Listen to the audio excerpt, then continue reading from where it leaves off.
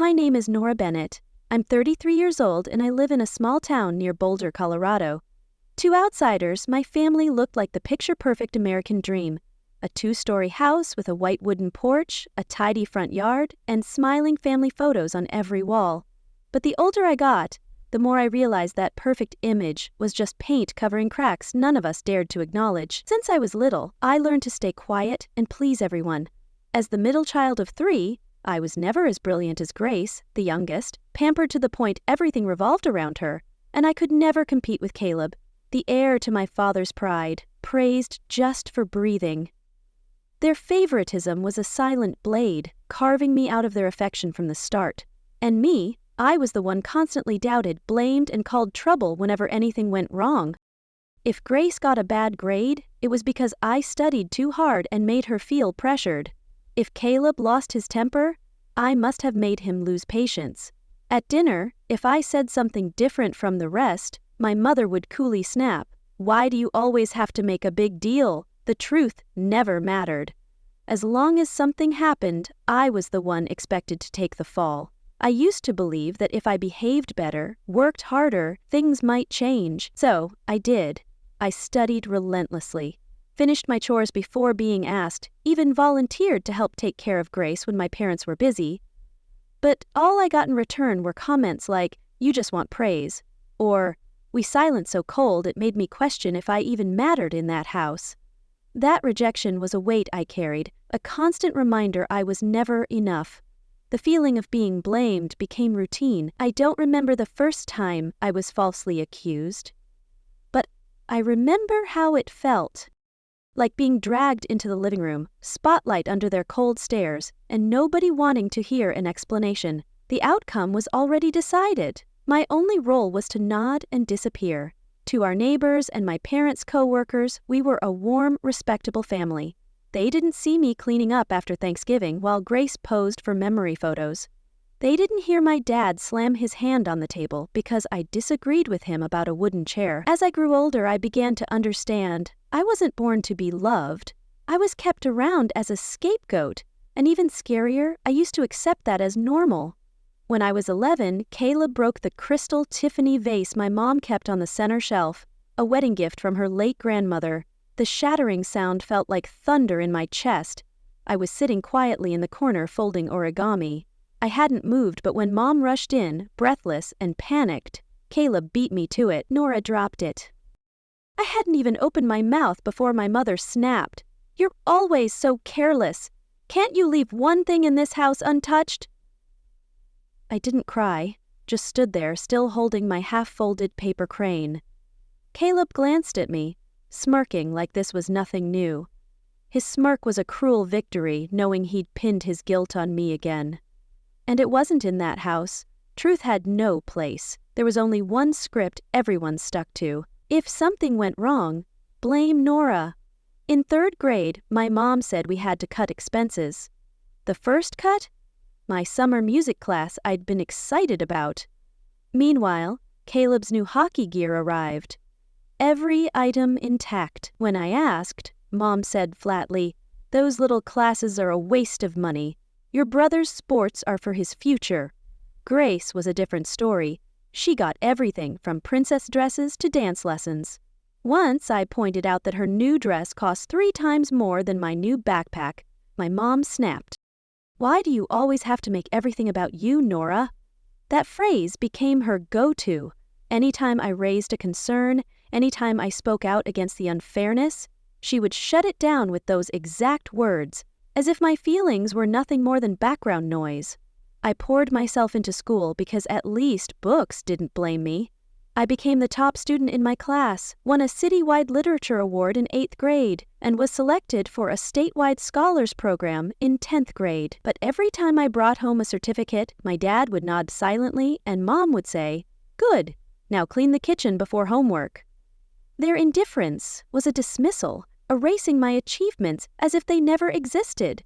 No celebration, no hug, no photos on the wall like Caleb's hockey trophies or Grace's princess recital. Once my teacher called to suggest I applied to top universities, possibly on a full scholarship. I overheard my mom on the phone chuckling. "That girl always thinks she's something special. At 21, I received an email from UC Berkeley. Full scholarship. I read it 3 times in disbelief. I printed it out and walked into the living room where my family was watching TV. My voice trembled. I got in. UC Berkeley full ride. Caleb barely glanced at me. Grace kept flipping channels. My dad frowned. UC Berkeley? That's in California. How are you going to help the family from that far? And Mom? Mom just said softly, "Your brother just got rejected from CU Boulder. Don't rub it in." I clenched the letter until it wrinkled. Their rejection was a gut punch. Confirming my success meant nothing to them. No one asked how I felt. No congratulations. It felt like someone had turned down the volume inside me so low I wasn't sure if I could hear myself anymore. That night, I tucked the letter into the bottom drawer of my dresser beneath old sweaters. I didn't want to look at it again because it reminded me that, even when I achieved the impossible, in their eyes, I was still the problem. I graduated from UC Berkeley at 27 with honors and 2 job offers from software companies in California, but instead of staying where I had real opportunity, I moved back to Boulder, the town I once desperately wanted to escape. I told myself I came back to be closer to family, that after all those years, maybe they'd learn to see me differently, that if I tried one more time, something might change. I found a decent job at a fast-growing tech startup in the Pearl Street district. The pay wasn't what I'd get in California, but the team was great, and I had my own apartment, just 20 minutes from my parents' house. The first night I returned for dinner, I came ready to share my new job, a tiny sliver of hope in my chest. "My company focuses on software development," I explained when Dad asked. "I work on customer data and build apps to match." He put down his chopsticks and tilted his head at me like I'd just spoken a foreign language. "So you help companies trick people into spending money on stuff they don't need?"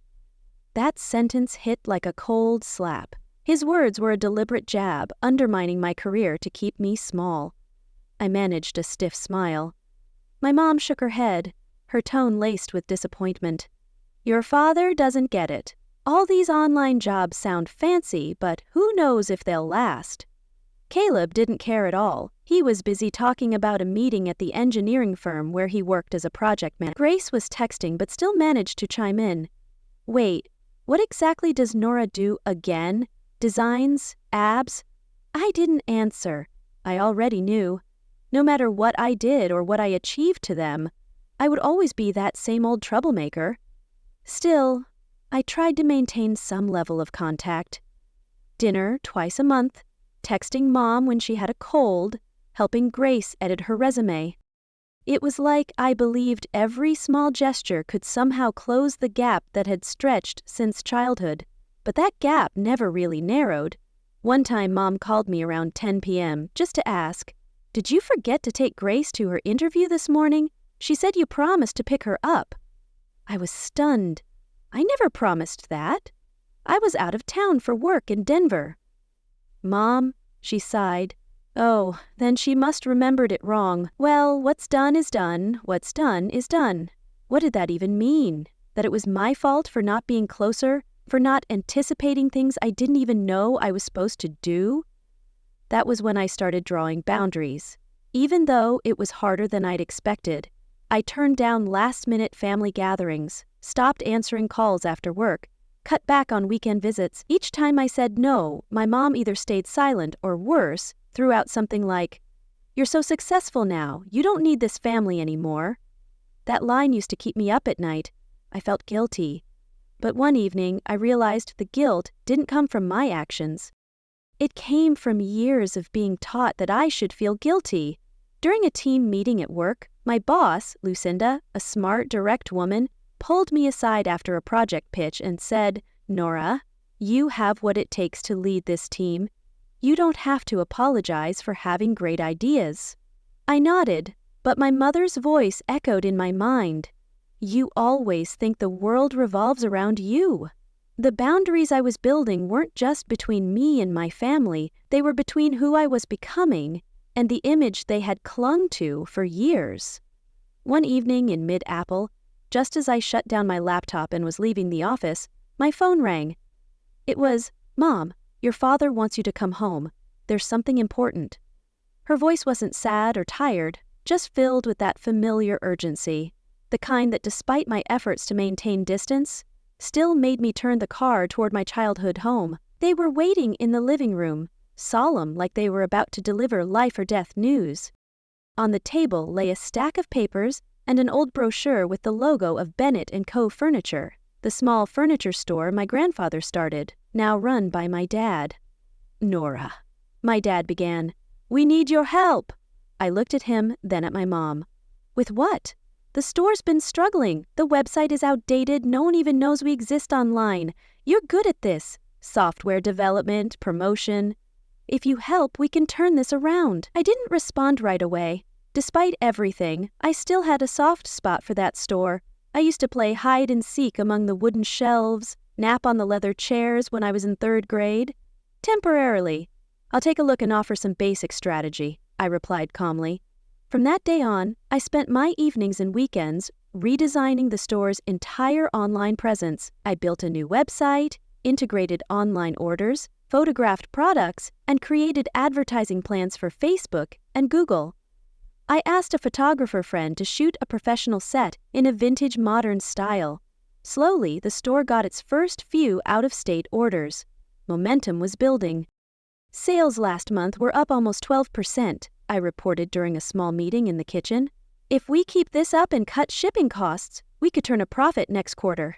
My dad sipped his coffee and nodded without much reaction. My mom, though, smiled genuinely. For the first time in months, but it didn't stop there. One Sunday afternoon, Mom called me out to the backyard. "There's something your dad hasn't told you," she sighed. "We took out a loan to renovate the warehouse 2 years ago. High interest, but it was necessary then. Now the bank's demanding refinancing. If not, they'll foreclose." I finished, my stomach dropping. "We need someone to co-sign the refinancing," she said.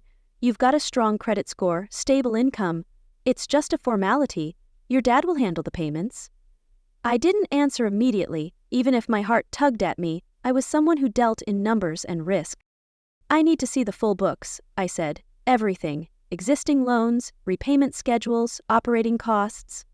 "You don't trust us?" my dad asked, already irritated. "I need transparency. Signing something without knowing what it is, that's not helping. That's financial suicide." After a long pause, they reluctantly agreed. 2 days later, I received a nearly 2-inch file. I stayed up until almost 3:00 a.m. highlighting every loan withdrawal and suspicious expense, and the truth was worse than I'd imagined. There were 3 major loans in total, all with interest rates higher than the market average. 2 business credit cards had been frozen due to exceeding their limits. On top of that, there were multiple unexplained cash withdrawals, each ranging from $2,500, 0 cents, to $6,000, 0 cents, happening consistently over the past 7 months. I scheduled another meeting with my parents. "If I sign, it'll be under these conditions. I get monthly access to the company's accounts. Any expense over $1,500, 0 cents requires my approval and will hold regular financial meetings with signatures from both sides." My father looked at me as if I had just betrayed the family. My mother stayed silent, her face pale. "This isn't control, it's responsibility," I said firmly. "If my name is on this, I deserve to know what I'm protecting." They didn't respond immediately, but 2 days later, I received the updated contract from the bank with my name already filled in as a co-signer. I signed with the conditions I had outlined attached as an addendum. What I didn't know at that moment was that this would be the first step in a devastating downfall. A downfall not caused by numbers, but by the very people I trusted most. 3 months after I signed the refinancing agreement, the numbers stopped adding up. At first, it was just a few small expenses with no receipts. Then came the frequent cash withdrawals. When I asked to review the detailed account activity, my mother said it was probably shipping costs or material expenses not yet processed. But I wasn't about to settle for vague explanations. One evening, using my co-signer access, clearly stated in the agreement, I logged into the business bank account and saw a nearly $5,000, 0 cents cash withdrawal made that morning from an ATM located near an entertainment complex 15 mi from the store. I traced similar withdrawals over the past 2 months, nearly $22,000, 0 cents total, all cash with no corresponding invoice. I called my mother and asked for an urgent meeting. She came alone and sat across from me at a quiet cafe. When I laid out the bank statements, her face faltered. "Your father. He's been leaving early and coming home late," she whispered, avoiding my eyes. "I think something's going on." And I understood. A hazy memory surfaced. A night when I was little, hearing my mother confront my father about missing savings. Back then, I thought they were arguing about roof repairs. Now, I knew I was wrong. "Gambling, isn't it?" I asked, already knowing the answer. She lowered her head, saying nothing. Her silence was a betrayal, shielding his deceit while I bore the consequences. 3 days later, I got a phone call at 11 p.m. It was Grace. Her voice was shaky. "You need to come to the house. It's serious." When I arrived, almost everyone was there. My parents, Caleb, Grace, Aunt Hazel, and a few cousins who lived nearby. The living room felt suffocating. My father stood up first. "We need to talk about the store." I nodded and reached into my bag for the financial report, but before I could speak, Caleb slammed a stack of papers onto the table. "The bank just issued a foreclosure notice. If we don't pay in 30 days, they're taking the warehouse and the storefront." I looked at him, then at my father. "I warned you about the cash withdrawals. Why didn't anyone—" "What did you do to the store's software?" My mother snapped bitterly. "Your ridiculous apps drove away our loyal customers. That website you built brought in a bunch of kids wanting to use buy now, pay later cards." Aunt Hazel chimed in. "This isn't some supermarket." And then I saw it. They'd coordinated this. I wasn't invited to solve anything. I was invited to take the fall. "You're blaming all of this on me?" I said, trying to stay calm. "The money didn't disappear because of a website or an app campaign. It's because someone's been gambling away our funds for the past 3 months. Their accusations were a trap, orchestrated to shift the blame onto me." No one responded, but every pair of eyes was on me, not on the person who should have been questioned. My father delivered the final blow. "You co-signed the loan. That makes you responsible too." I turned to my mother, hoping for a word in my defense, but she only stared at her hands, lips tightly pressed together. "Not a word. I helped without taking a single dollar," I whispered, my throat tightening. "I gave my time, my skills, even my personal credit." "For what? Because you think you're better than all of us?" Caleb said, always playing the martyr. "Well, the store is failing. And who signed the papers? You." I felt like I was trapped in a play where my role had been scripted long ago, and no matter how I changed the lines, the tone, or the direction, I was still cast as the villain. "Get out of my house," my father said at last, his voice raspy but firm. I stood. No one stopped me. No one asked if I was okay. Their silence was deafening, a final rejection that cut deeper than any words. Outside, I opened the car door and closed it again, not ready to drive. My hands clutched the steering wheel, my heart pounding in my chest. Something inside me fractured. A familiar feeling, but something was different now. That night, something shifted. I seriously considered maybe cutting ties was the only way to keep breathing. The next morning, I requested emergency leave for a week. I wouldn't let myself fall apart, but I needed space to breathe. After a sleepless night, I walked into Lucinda's office. My direct supervisor, the one who had trusted me with major projects. "I want to transfer to the Portland branch," I said, trying to keep my voice steady permanently. "I know the new office is expanding, and if there's an opening, I'm ready to leave immediately." She looked at me for a long moment, then gave a slight nod. "There's a strategic position waiting to be filled. Greg over there still talks about you all the time. If you're certain, I'll forward your file today." I thanked her, stepped into the hallway, leaned against the wall, and let out a deep breath. I was about to leave Boulder, about to walk away from everything that had kept me confined for years. I didn't notify my family. I knew one phone call would spiral into arguments. A message would turn into accusations. The only thing I left behind was a handwritten letter. I've spent my whole life trying to do what's right, to endure. to carry the blame for things that weren't mine. But now I understand.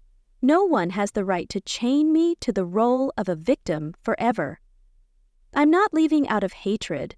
I'm leaving because I want to live as someone with her own worth, not just a shadow in someone else's story. Please don't contact me. I wish you peace. I slipped the letter into an envelope, sealed it, and placed it on the wooden shelf by the door, the same place Mom usually left unpaid bills. Then I went back to my apartment, packed only what mattered, personal documents, a few clothes, and the books I truly wanted to keep. I sold most of the furniture, ended my lease, and drove to Portland in the old Toyota that had carried me through countless rainy Colorado seasons. The new city welcomed me with a fine drizzle and the warm yellow glow of streetlights on Hawthorne Boulevard. I rented a small studio in the Buckman area where coffee shops, public libraries, and hand-painted murals made up the neighborhood. The space was small enough to feel cozy, quiet enough for me to begin again. In the first week, I changed my number, locked all social media accounts, and scheduled a full health checkup, as if I were decluttering both body and mind. I joined an evening painting class at the nearby art center. The instructor, a woman in her 50s-esque with salt and pepper hair, was named Deanna Sullivan. When I clumsily spun the canvas on the easel, she gently touched my hand and smiled. "Don't force it. Let it find its own shape." That sentence stayed with me the whole night. A few days later, at a little cafe called Cedar and Pine, a barista with short blonde hair, round earrings, and a bird tattoo on her wrist walked up to my table. "First time here?" she asked. I nodded. "And probably not the last," she smiled. "I'm Lila. If you need anything, just holler. Portland's not as bad as people say." From that short exchange, we became friends. She introduced me to her weekend hiking group, a circle of young adults from different fields, from web development to teaching. They didn't ask about my past. They let me be myself. And that kind of acceptance was more healing than any long-winded encouragement. One Sunday morning, I visited an animal rescue center. A gray cat with a blind left eye quietly followed me from the moment I stepped into the enclosure. The staff said, "She never warms up to anyone right away. Maybe she senses something in you." I named her Stella and brought her home. Since then, every evening when I open the door, Stella waits by the rug, her imperfect eyes filled with unspoken trust. Each week I still go to painting class, sit with Lila at Cedar and Pine, and wander through Portland's small streets with a strange but comforting feeling. No one yells at me for being late. No one makes me feel like a burden. Only Stella's soft meow when I flick on the kitchen light, the smell of wet paint on my hands after class, and a quiet feeling growing stronger inside me that for once in my life, I'm living as myself. That morning, just as I opened my laptop at the usual cafe, my new phone began buzzing non-stop. Not new numbers. These were auto-forwards I'd set up from my old line. 38 missed calls, 12 voicemails, all within one morning, almost all with Colorado area codes. I didn't need to guess. I knew exactly where the wave came from. The first message was from my mother. "Call back now. Urgent." Next came Grace. "You'll regret this if you don't respond." Then Rachel. "Dad got arrested this morning. I don't know what to do. Please answer." I opened my laptop and went straight to Boulder's local news site. One headline stood out. "Owner of Bennett & Co. Furniture arrested for financial fraud and falsified loan documents." I wasn't surprised. Close to noon, just as I set my latte down, the phone rang. No number, but I knew in my gut. "Rachel," I picked up, keeping my tone even. "Nora, you finally answered." Her voice was tired but laced with a kind of desperate plea. "This number's for work only," I said flatly. "Dad was arrested this morning. They came to the store, cuffed him right at the counter. Mom nearly fainted. I don't know what to do." "Where's their lawyer? They need you as a witness." The attorney said if you confirm you were forced to sign the loan documents, it could help reduce his sentence. I stayed silent. "Nora, you know you didn't cause this. But you're the only one who can help." When I discovered the issue, I reported it. I tried to set boundaries, demanded transparency, I said, holding back the shaking in my voice. I'm not responsible for what Dad chose to do behind my back. Rachel exhaled. If you refuse, things will get worse. Not just for Dad, for all of us. Her threat was a last-ditch effort to pull me back into their chaos. I looked out the window. A young couple was walking their dog, sunlight cutting through the uneven sidewalk cracks, a world completely separate from the voice pleading in my ear. Are you threatening me? I asked. No, but I won't be able to stop Mom if she contacts your new job. She might say you ran off, that you were complicit. If your boss hears that... I hung up. 10 minutes later, I knocked on the conference room door at the Portland office. Lucinda looked up from her documents and caught the look on my face. What's going on, Nora? I need to speak with you privately, I said softly, taking a seat across from her. Over the next 20 minutes, I laid everything out. The loan, the co-sign conditions, the financial red flags, the arrest, and even the possibility that my family might try to defame me. Lucinda didn't interrupt. When I finished, she simply nodded. Thank you for being honest. I've worked with capable people, but not everyone has the courage to face what they didn't cause. I just don't want to be misunderstood. She smiled. If they call this office, they'll be routed to legal. As for me, I still want you to lead next quarter's rollout as planned. I believe you're the best person for it. I left the meeting feeling somewhat lighter. Still, when night fell, something stirred. Not fear, but sorrow. My family used to be something I tried to salvage, no matter how many times I got pushed down. But now, I knew with certainty, I no longer belonged to that cycle. That night, I messaged the attorney who had helped me with the loan agreement. I need another session. There's been a new development involving my family. I wasn't running away, but I wasn't going to let them drag me down either. I wanted a life where I no longer had to explain things I didn't break. The text came on a Friday afternoon while I was sitting outside with Lila and our friends in the backyard patio of cedar and pine. The Portland sun was gentle that day, a rare sight. Enough to make people forget about the week-long rain.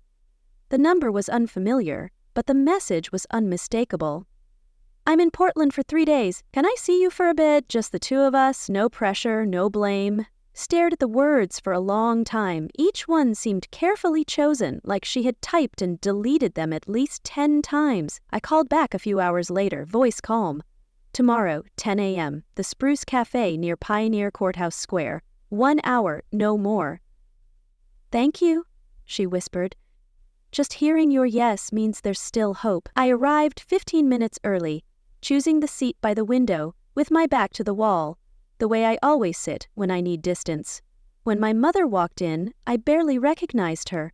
A long ash-gray coat, visibly thinner face, her eyes sunken, and the neatly curled brown hair was now streaked with silver, tied back with a simple band. There was something in her presence that made me look again. She no longer carried that air of control. Something in her presence had softened. I'm not here to ask for forgiveness. She began holding her teacup without drinking. I just want you to know. I've been thinking a lot. I said nothing. You wrote in your letter that you left because you didn't want to be the scapegoat anymore. When I first read that, I was furious, but then I began to understand. Every night sitting in that rental house staring at the stack of debt, I saw clearly for the first time. All those years I let you carry what should have been shared. I nodded slowly. That wasn't easy to say, was it? She gave a bitter smile. It wasn't easy to admit I was wrong either.